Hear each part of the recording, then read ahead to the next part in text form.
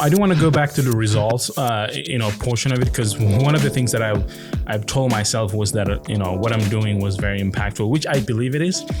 But I felt like I added so much expectation around that what impact should look like at the end of the day. When it comes to like intention or process, should like impact be more important than the actual intention and the process? I don't think so. Why? Because you can't control the impact. Oof. Okay. I can see that. Yeah. Okay. But I think that's where a lot of people get stuck. Is we want to, right? We want it to be the best ever. We want people to see it. We want them to get it, but you can't foresee that. Yeah. I think, the reason why, even me, I have this idea is because of the internet make things look like you're not doing enough. Of course. Yes. I feel like, and sometimes I don't even realize until when I do something in person and then people show up. I'm just like, whoa, where do all these people come from?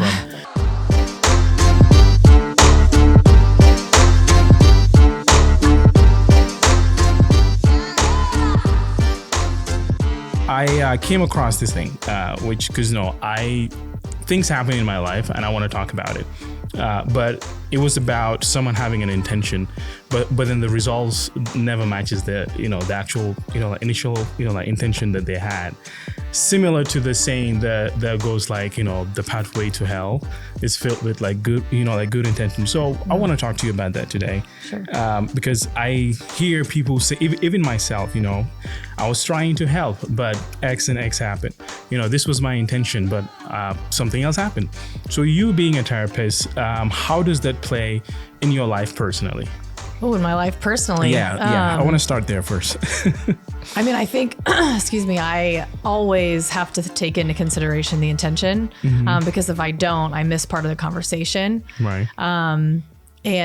But it's hard because we talked briefly about this, but this makes me think of process versus outcome.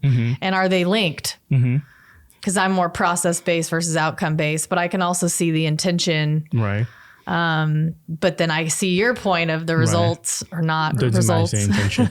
but is there like some kind of like similarities between process and like intention?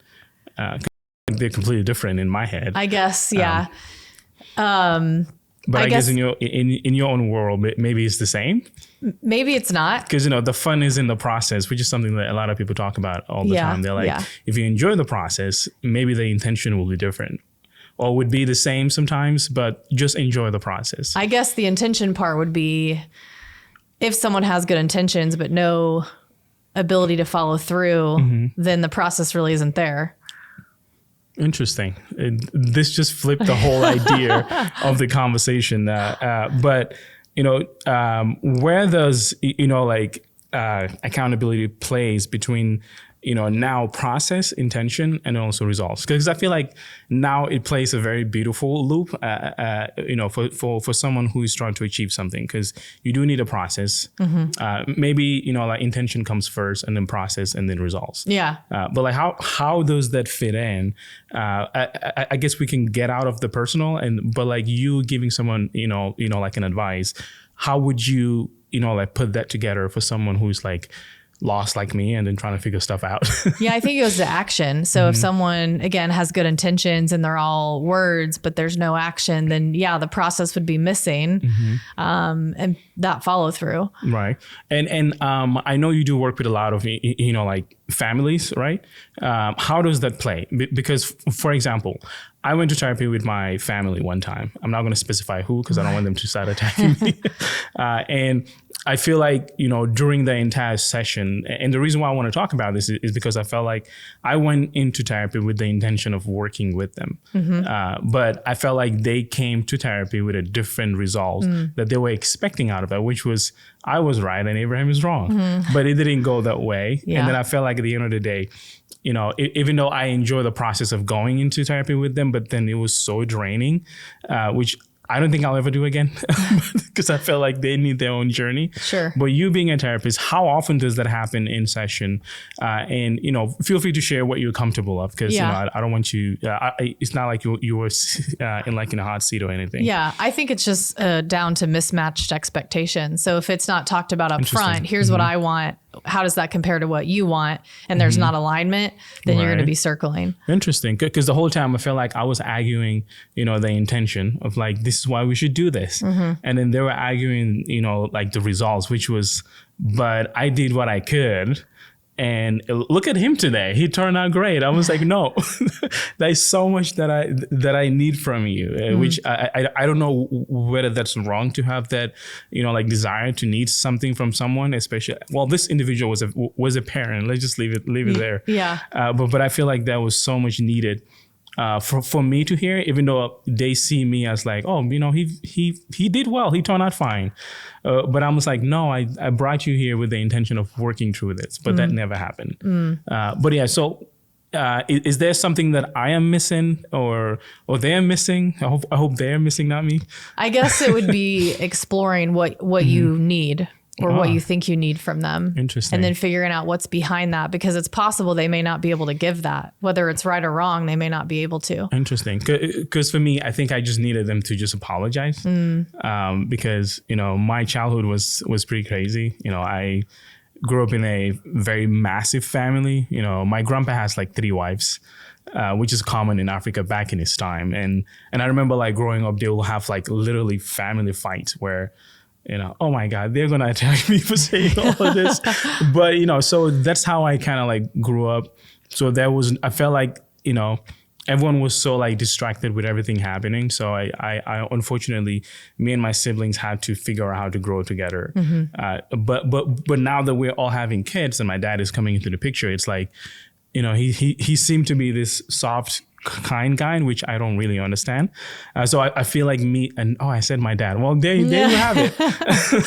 But I feel like the intention of me wanting them to just acknowledge what happened would be really great because now I'm having kids that I'm introducing.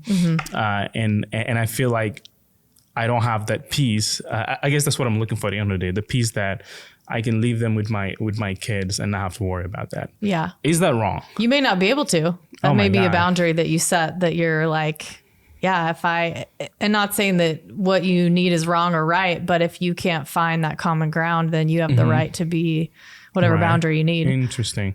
Well, I guess that's just reality, but like, I'm going to take myself out of the picture for a little bit, but now I want to talk about, when it comes to like, like people that you work with that are in a relationship, how do you see, like intention and also, like results, I guess now process work with, whenever you're working with those individuals? Yeah, I think there has to be an admittance of process because like you said, you can have really great intentions, but if there's no ability to follow through or a plan, or it's like you can't just jump from A to B. Right. And so, yeah, I think process has to be discussed. Wait, so how do you define the process? Because I feel like I define process very differently. Sometimes it can be a little bit toxic, honestly, because at the end of the day, I'm like, I'm an entrepreneur, the fun is in the process. But from you as a therapist who has talked to so many different people, how would you define process? Well, I think it depends on like what they're seeking, right? But I mean, process would be the journey. Right. And I can't just put one definition to it because it'll be different for everybody because they're all going to different places. Right. Yeah, I know. And the reason why I'm like speaking so vague is because I'm tired of using my own self as an example. I feel like I'm in therapy right now, but that's what the people like, isn't it? I know it's like I feel like like a broken record, just sharing my story, just bleeding all the time. I was like, oh guys, you guys know so much, but okay, I'm gonna put myself back in the table. I've been working on something, for the past 7 years. And I now, like changed the name to Forum Nexus because of, the political aspect that comes with the name Freedom Project. It's been dragging me down for quite some time. Because again, let's say I have this intention of like the name, it plays back to me, having a stutter my whole life and then learning that, going to therapy somehow helped me cure that stutter.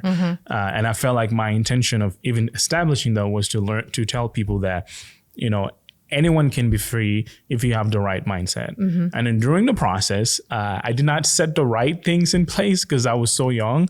Maybe that's an excuse, but I just went all in because I was excited, and I started doing everything. And during the process, there was so much pain, so much heartache. Even in the intention too, there was so many pain because I had to deal with my family and let them know that, hey, I have to say this. Yeah. And I made those, I kind of tried to get their blessing, but, they didn't care that I was doing that. And the process was so painful because I had to do that with that, always looking back.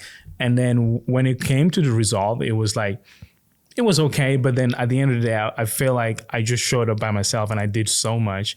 And then I was like, whoa, is this even okay? And now I'm back into the intention, trying to establish the right intentions in order to do the process. And then also do the final step, which is the resolve, which I'm not even thinking about now. Back then I was thinking of every step so like analytically and so like strategically. Now that I've shared all of that, feel free. You have the card to break each session down. Yeah. Or we can start one by one and then go through that. Sure. So intention. I think you're describing the pain point of creation. Oof. Jeez. Right? Like anytime you're building a business, anytime maybe you could even put it on building a relationship, and anytime you're involved in something that you care about and you're in the creation aspect of it, like you're going to feel pain. Right. And that's where I'm sure we've had a conversation along the way where we have to learn how to pivot. Yeah, it's funny because I almost named my company Pivot Company. And I remember calling a friend and she's like, no, Abraham, naming that means that you will always be pivoting. And I was like, but I kind of like that because, friends pivot. Sure. I remember watching that. Yeah, the couch. I was like, that's a good name. I need to change the name to Pivot. Okay, well, thank you for that. Now let's say a process. Okay. How does that look like based on everything that I've shared so far? I want to talk about just the emotions that I was feeling feeling like I was still, like putting so many people down that did not want me to even share my story, which mainly were family members and people that were involved in my story. But then the pain of feeling so alone, even though I was surrounded almost so many people that were all saying, you're doing the right thing. But then I was like, am I? How would you break that down as someone who is in your space as a mental health professional? Yeah, I think at the end of the day, you have to live with yourself. And so if you're That's hard though. But if you're going to listen to the voices of your family that's saying don't, then can you go to sleep at night and be okay with that? Or on the other side of you're going to go to sleep and you feel like you're doing the right thing for you. And as long as you're being respectful in the process, like you have to live with yourself. But like, how do you be respectful when everyone is telling you that you're disrespecting them? I mean, I think it goes into, maybe this is where the intention comes in of like what I may be saying, you may find hurtful, but it could be more of just because it feels like a family secret and I'm being disloyal. Yes, but in reality, like this is my experience and this is how it impacted me. And so I have the right to share the story. Right. And like in my experience, that was a huge cultural like obligation that came with like keeping everything in the family. Yeah. And I felt like going out of that and talking about it was such a big thing for me, even though I was doing it. But everyone in the West here, they were like, oh my God, you're doing the right thing. You're so brave. Yeah. I was like, if only if my family was here, I don't think I'll be able to do all this. Yeah. Because everyone was back in Africa and, some of my uncle are scattered, but the internet, people see everything. And I became a topic of like, dishonest disloyal, which was not easy because, I had to hear, I remember one time calling my youngest sibling. Actually, she's older now, but when I left, she was 9 years old. And I remember she was like, she was so adorable too. She was like, what you did was so wrong. And I was like, what does she even know about wrong or right? Because everyone is telling her that. Sure. But now let's say in the results, because in my case, the result was so not what I expected. Maybe it was wrong to even have those expectations. But then I personally felt like, man, I was genuinely traumatized at the end of, launching my, which, I believe you were aware of it. I had an event at the Kaufman Center that was supposed to be the final launch. And I produced this very heavy story of me and like, how I went through what I went through. And I remember a week before it, everything started falling apart, and I was actually happy. And I was like, oh my God, I don't have to play this video. Because I remember watching the film and I was like, yo, this is a lot. Because, I spent a whole week just shooting it, going through it. Yeah. And then I was like, you know what, this is a lot. But somehow I think my, the fact that I was manifesting that maybe I should not do this, things actually started falling in line into what I was expecting to happen, even though I expected it to be great because I had 300 people waiting. Yeah. But I was like, oh my God, this doesn't happen. Is that something that's common, or is that something that maybe I need something to work on as well? Well, I wonder if you were trying to please everyone, right? Oof, so I man. want my family to be okay with what I'm saying. Right. I want to feel good about what I'm doing. And then I want the people who are watching this to also be inspired. That's a lot of pressure. That is a lot of pressure. And, I didn't even think of it like that, but because I didn't even think of the pressure. To me, I'm just like, oh wow, like I don't want to portray my dad this way, because even though it's been years now, he's changed. Maybe that's me just trying to make the situation look good. But at the end of the day, I know that he did change somehow. Sure.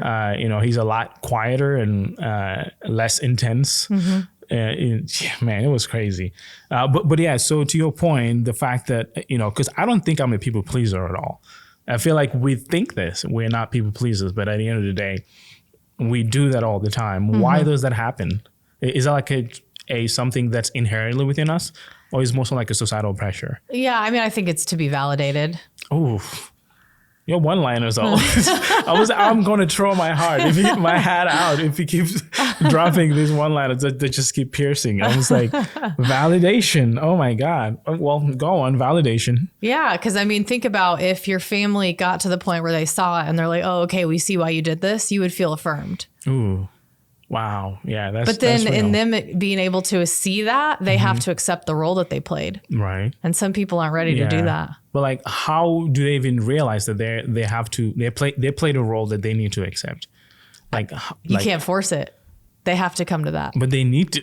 I hear you. But even if it's true and right, doesn't mean it'll happen. Man, that's wild. Even to the validation point, now that we're talking about it, I remember, I actually, finished high school very, very young, and I had to skip 2 grades.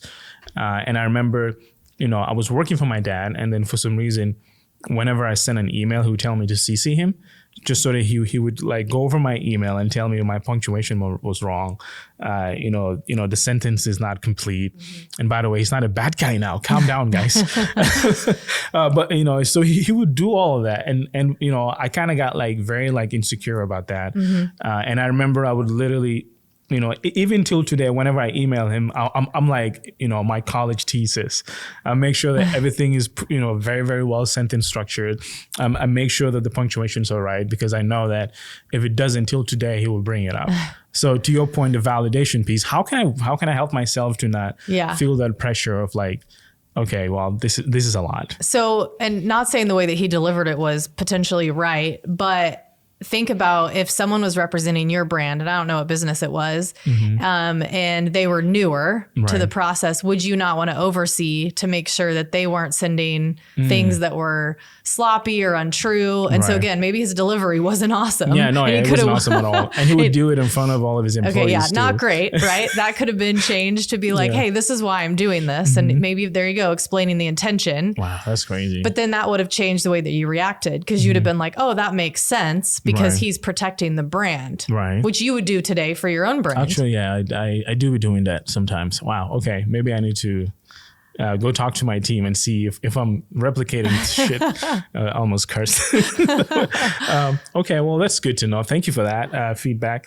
And then, I'm trying not to just say my dad, because he just played such a big part, in which I'm grateful for it, that the fact that I had both parents present.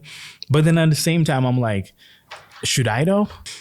Well, I think parents play a pivotal role, right? And so it makes sense that you're going back to that. Right. But like at the end of the day, especially now me becoming a parent now, I am a parent. What do I mean becoming a parent? How can I make sure that I don't carry that, family, trauma into my kid's life? How can I make sure that I can protect that? You're doing it right now. You're reflecting and you're finding, oh, okay, here's maybe what I observed, here's what I learned, but what can I unlearn? And so just that self-reflection and ability to adapt and change. Okay. And I do want to go back to the results, portion of it, because one of the things that I've told myself was that, what I'm doing was very impactful, which I believe it is. But I felt like I added so much expectation around that what impact should look like at the end of the day. When it comes to like intention or process, should like impact be more important than the actual intention and the process? I don't think so. Why? Because you can't control the impact. Oof. Okay. I can see that. Yeah. Okay. But I think that's where a lot of people get stuck. Is we want to, right? We want it to be the best ever. We want people to see it. We want them to get it, but you can't foresee that. Yeah. Wow. That's deep, because the fact that I believe in that impact, I told myself some really, unhealthy things, even down to my health. I remember saying that, I'm doing this for the next kids that may be going through what I went through, to make sure that they don't have to go through what I went through. And maybe if they hear me, they will be like, oh yeah, I have the voice now. I can go speak for myself. I feel like a lot of people in my situations, especially like entrepreneurs, we do have the God complex, you would call it, where we think, this impact must happen. If it doesn't happen, nothing else mattered, even down to a help. What would you say to that? I mean, I think your idea of, I want to make sure that no other kid is, hurt. And if they hear my voice, they'll feel empowered. That's great. But if you knew that 1 kid out of 10 kids would hear it, would you still do it? Yeah, actually I would. Yeah. Right. Yes. So you have to see that the process wouldn't change. So you can have that be like, this is what I want to happen. But again, I can't control it, but it's not going to change how I go about it. Right. I think, the reason why, even me, I have this idea is because of the internet make things look like you're not doing enough. Of course. Yes. I feel like, and sometimes I don't even realize until when I do something in person and then people show up. I'm just like, whoa, where do all these people come from? Like the event that I had at the museum, the night of the museum, I put it out there and I didn't think there wouldn't be a lot of people showing up. We had 300 people sign up and then we had almost 150 something people show up. I was genuinely surprised because I was so stressed out. And I remember telling, my friend, who was actually doing the whole thing with me. And I was like, we're doing something so important. Why aren't people showing up? Is that like a wrong expectation to have as someone who is in this position of trying to make an impact? Is that like the wrong mindset to have? Having that expectation, like I'm doing something important, so people will show up. Yeah. Well, I mean, it is important, but you can't control who's going to show up. And so still show up in the same way for the people that do. And then that's how it spreads. Right. Interesting. And then also I think there's like a communication problem, at least on my end, because sometimes I do get so intense in my belief in what I'm doing. And I have a funny side story. I was in a Zoom call with this lady and, she actually like reached out to me and was like, hey, I love what you do. Like mental health is so important to me. I was like, yeah, let's get on a call. Like in an hour we were on a call. And I remember in the middle of the call, she's like, she took a deep breath. Abraham, let's take a deep breath. I was like, wait, what? And I was like, oh, like, did I do something wrong? She's like, no. I just need you to take a deep breath. She was like, everything is going to be fine. Guess what? I was so offended by that. Oh no. And this was like 4 years ago. So back then I was very crazy. That was like 3 years into wearing a fedora. I felt like my mission was so important that no one should waste my time. Man, that's wild that I'm actually saying that. That's why we learn and grow. Yeah, but back then the intention of me talking to her, trying to tell my story was so powerful that it overwhelmed her. And then, my results of what I wanted to deliver did not go through, which as we talk here, and I'm just like, oh, well, people pleasing and all these other things that apparently were playing in the back of my head, validation and wanting to be validated by someone that I just met. Yeah. Which I didn't even think that was, to me, I'm just like, my mission is what matters right now. And you have to listen to what I have to say. how can we make sure that we don't fall into that, as individuals that are, like working on something that they believe in, like mission driven, and they want to accomplish something. Yeah, I think it goes back to the example of your dad, right? Like he had good and potentially intentions of adapting and changing the language, but his delivery was wrong. And so then it created something within you. So you can be extremely passionate and it can be the best project or impact or whatever. But if your delivery is off and people, I don't know, whether it's they feel overwhelmed or they can't see how they can help or whatever, it's like, okay, I'm going to receive this feedback and go back to the pivoting or shifting and saying, how can I deliver this better? Right. And then to your point, I, especially like delivery, I know that I deliver things well. But at the end of the day, I don't know what happens in my brain. But when it comes to, the Freedom Project, I somehow feel like, because it's my stories, it revolves around what I went through. So it's so hard to have that separation, which we've talked about.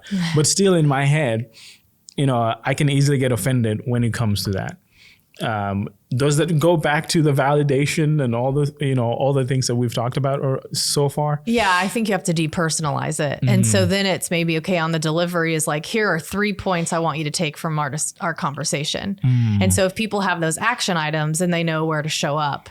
Oh, wow. Okay. I did advertising for a very long time, and that's kind of like how the process worked. But when it comes to this thing, I feel like my identity is so tied to it. Yes. And that sometimes I get blinded by, maybe the hat is blocking all the signals coming in. But just like generalize this for a little bit so I can stop sweating. But like, what would you say to someone whose identity is tied in something that they do? I feel like coming from a therapist would be more like, like something that someone can actually hear. Yeah. I mean, I have conversations like this all the time where most of our identities are wrapped up into one of our roles. And to be responsible in that is like you wear more than one hat.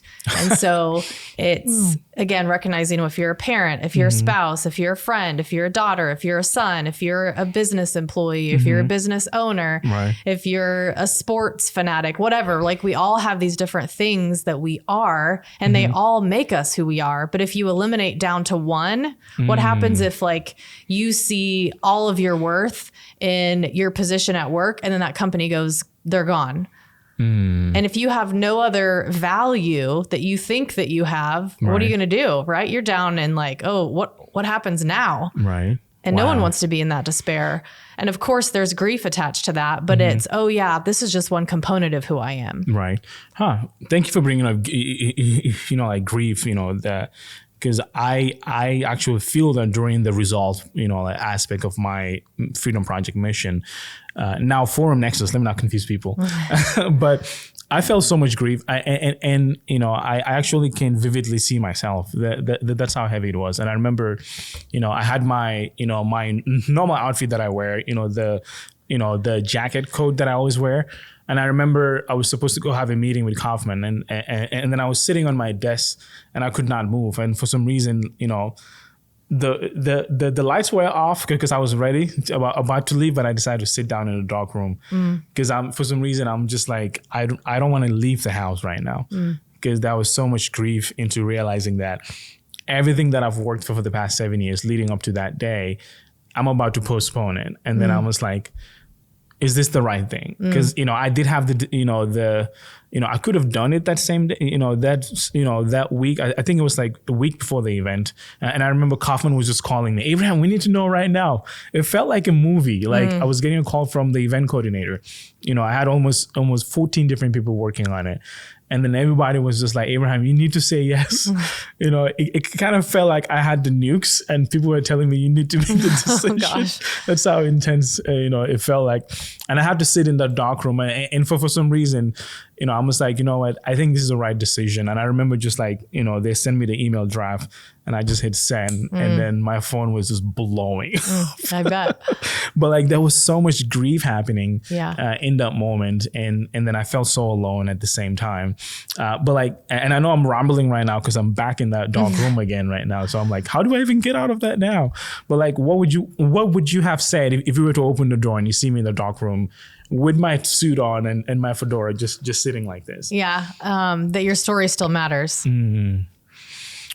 Oh, yeah, Because that's true. part of your fear could have been whether I postpone or this doesn't happen or what if it's not received well? Does that invalidate what my experience? Wow, I actually did not even think of the experience at all.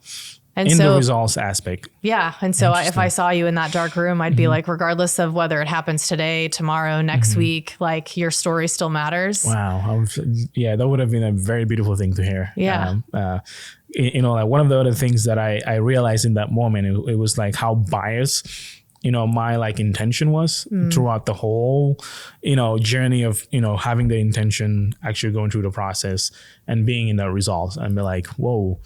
I was very biased because I was so biased into my belief, my goals, my mission, how I wanted things to do. Because again, tied back to my identity being tied to it. Yeah. But like, what other advice would you say to me after everything that I've gone through? Let's say actually it's been 2 years. That's crazy. I'm just not processing that as we talk. But like, what would you have said to me? Let's say I'm just fresh off of that. And now I'm just like trying to rebuild and keep doing what I'm doing, but then I'm having doubts. Luckily, I had a partner who was always there. Yeah. Not very kind with her delivery, but she says, she speaks with her heart. So she's like, Abraham, you need to stop. I was like, no, let me sleep a little bit more. But anyway. Yeah. So I think you would go back and revisit, okay, why am I doing this? What's the purpose? And it is focusing on the impact, but it's recognizing you can't control it. And then it's going, is there any part of this process that I need to change? Do I need to change the delivery? Do I need to change the people who are alongside? And then recognizing that regardless of the impact, regardless of the outcome, if you could go ahead and know, would it change if you would do it or how you would do it? I think I would not change a single thing, even if I had to go back, because today, in a much different perspective now, I see the reason why that happened. Because it happened because I was fighting the Freedom Project. I wanted to keep that name because it was like me. It was something that I created, I crafted, literally down to the logo. I remember creating that, and I was so happy. And the fact that I had to stutter and go, the Freedom Project became my little bubble of therapy where, I guess I was validated all the time. Whenever I share anything within my community, everybody was just like, yeah, go you, Abraham. We're so proud of you. But then the moment I was out of that safe, that safe space that I've created, everything started shaking. Because at the end of the day, I feel like I was just going off of what I was being validated about, like that my story mattered from people that only hear the good side of what I'm saying. But then the moment the mistakes start to show up from my intention, the process, the intention, the actual what was the final step? I forgot. The outcome or the the outcome or the results. Then I'm like beginning to hide a little bit more because I was like, ooh, the shell is coming off now. People are seeing that I'm human. I don't actually walk on water, guys. It's funny because I actually had a client who reviewed me and then said Abraham is Jesus-like. And I think that kind of got into my head for some reason. Sure. Because again, I grew up with parents that don't really communicate how they feel about you. So I was never told all these things. And then I came to America, everybody was like, you're so cool. And then that kind of got into my head.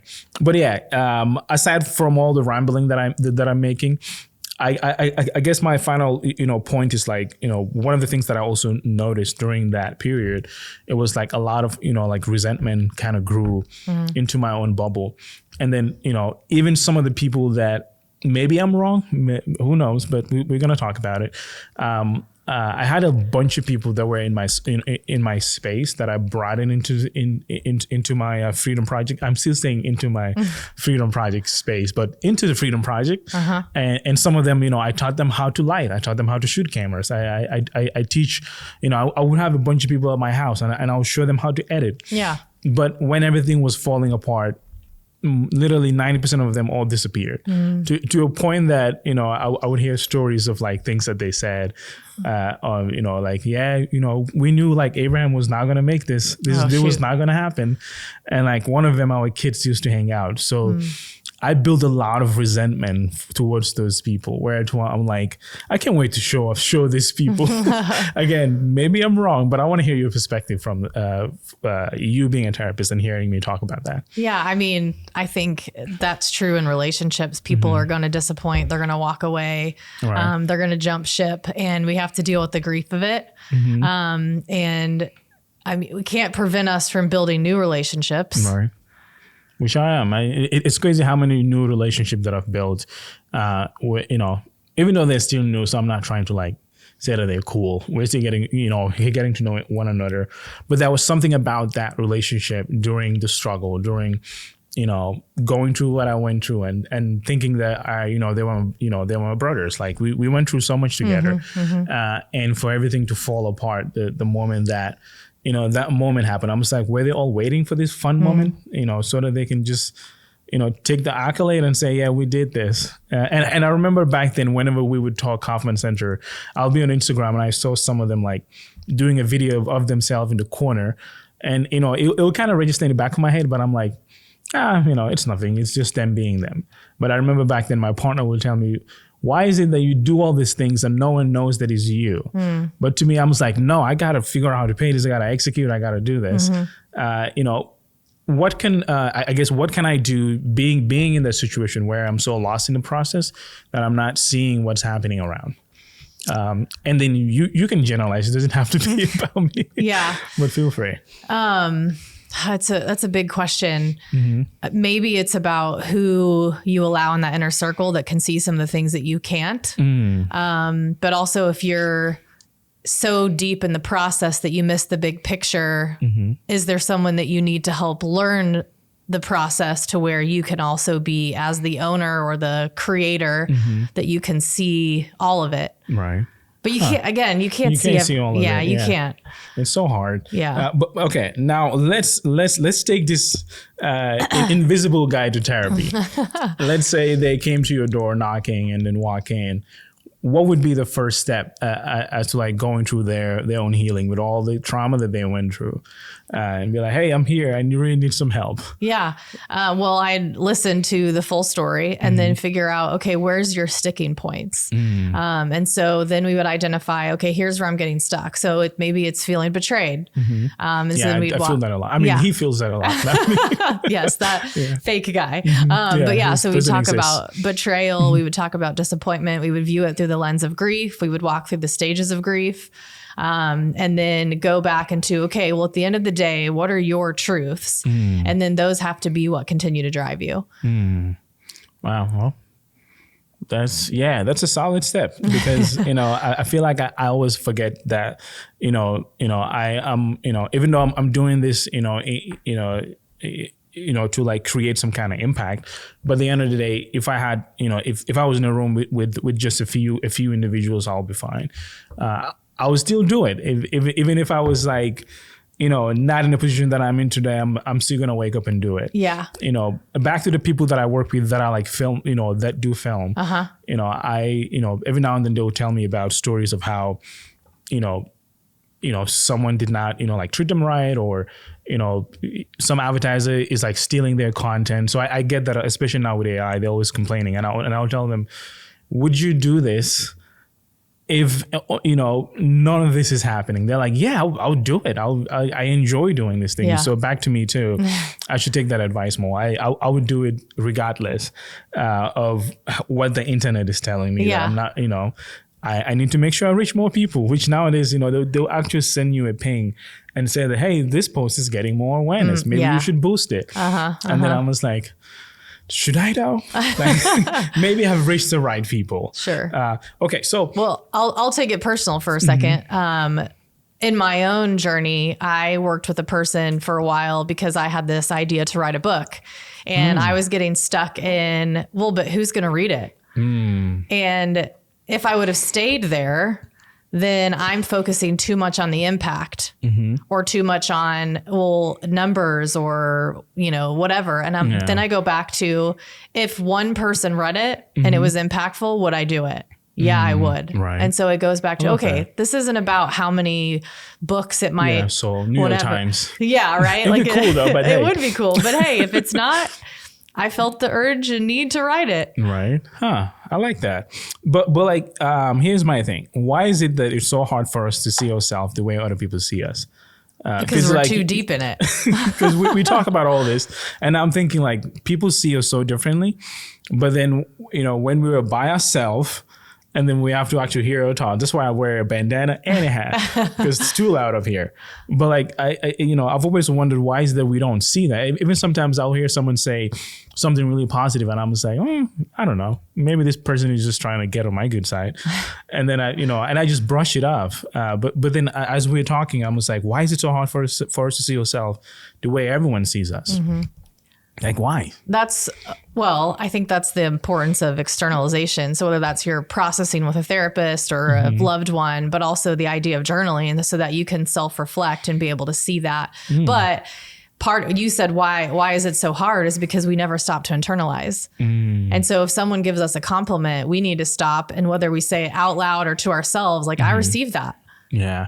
No, like I actually used to be really good at that until when I came to America, and now it became so awkward because, people will compliment things that I'm like, wait, what? and then now I would start overthinking it. And then I was like, why was that complimented? I feel like environment for me played a big part to like stop seeing what people are seeing, because I was raised in a completely different planet. I'm playing a different world in Africa. And then I came to US where no one would compliment my skin. But now in the US, everybody was like, oh my God, I love your skin. I was like, what the hell? Like, what does that even mean? And then I'll go home and now I'm like looking at my skin. Was there something specific that they complimented? Like, what about my skin was that person referring to? And then now it's replaying in my head. Maybe it's because of this. Well, actually now you have a pimple over there. Like, these are thoughts that were literally like recorded in my head. I'm like, oh my God, what's happening? But like, to your point, help me, like visualize this if you can, which is, and I know mine is more so like environment. I moved from one environment to another, so there has to be a huge, shift and like adjustment in my, like the way that I see things, or the way that I even perceive things. But let's say, I'm trying not to be vague, but an individual who is in the U.S. today, who is having that difficulty seeing themselves the way everyone sees them. If you were to talk to them, what would be the first thing that you would bring up? Yeah, I mean, it starts with self-belief. And then also our inner critic often first voice comes from when we were younger. And so if there were critical people who planted seeds, we're going to hear their voice initially.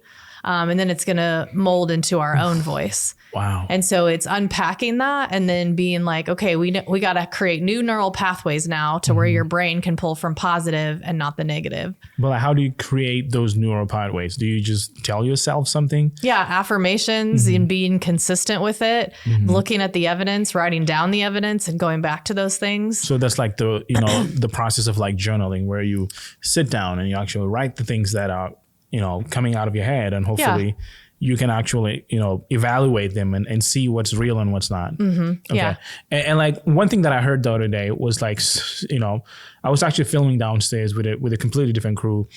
And then everyone, for some reason, people were walking in the background and I was getting annoyed and I could not even focus on what I had to say. And then the director came to me and he's like, Abraham, ouch, that hurts.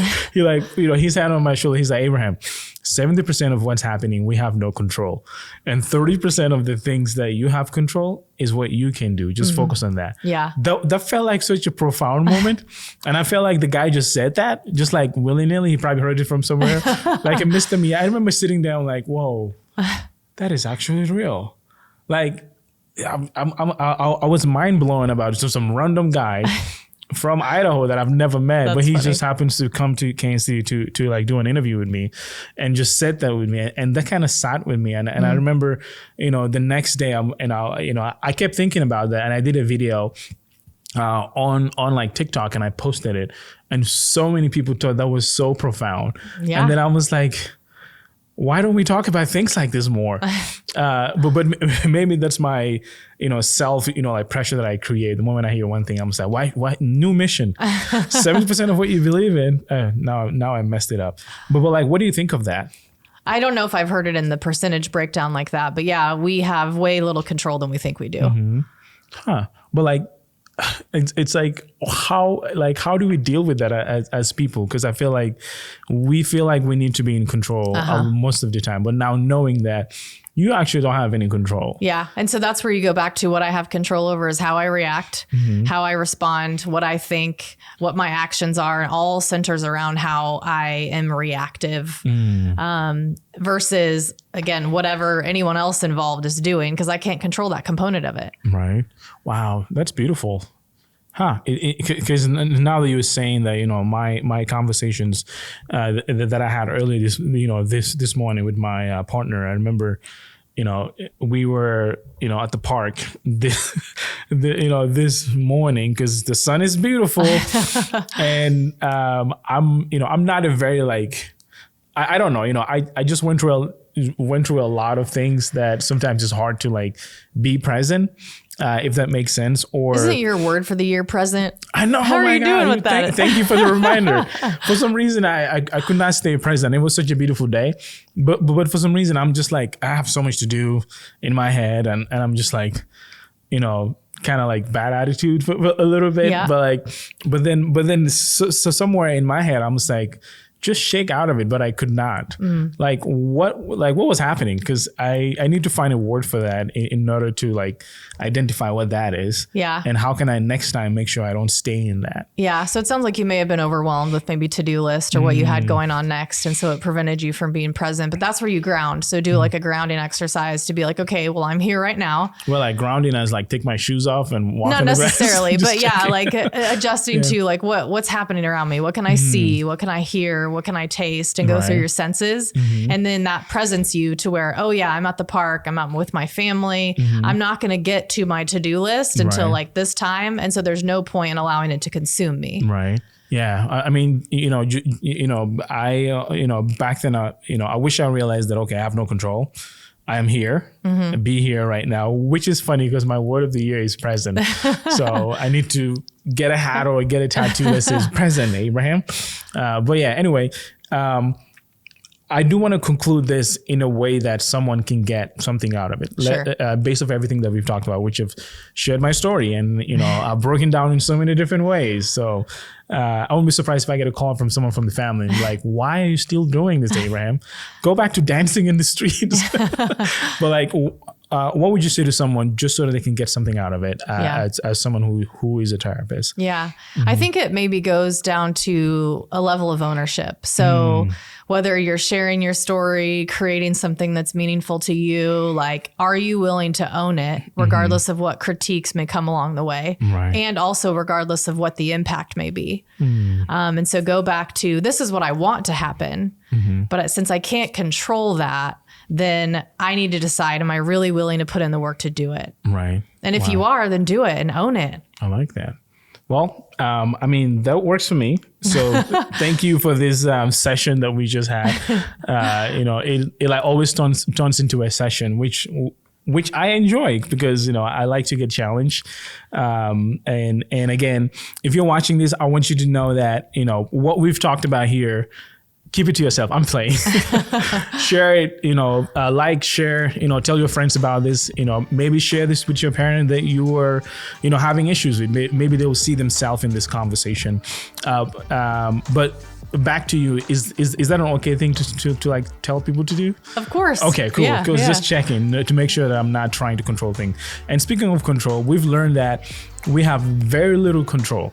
Again, we have very little control. And in my analytical brain, 70% of the things that are happening, we have no control. Focus on the 30%. And again, thank you so much for tuning in. And thank you again, Crystal, for this session. Is there anything that you would like to share just to close out? No, I think we hit it all. Okay, perfect. Yeah. Well, thank you. Like, subscribe, and share this with everyone. All right, you take care.